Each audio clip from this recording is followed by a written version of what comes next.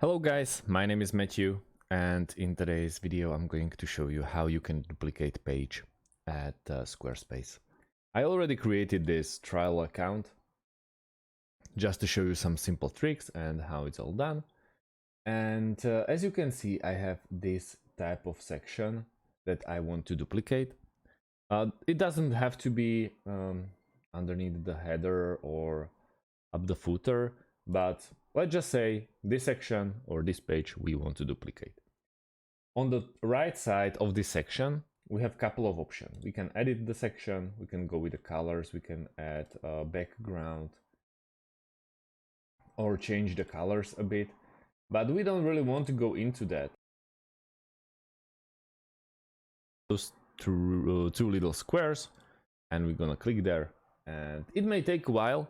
If your site or if the section is way too complicated with a lot of widgets, it's gonna take like 5 to 7 seconds until it loads. But that's it. Thank you guys for watching and see you in the next one. Have a great day and goodbye.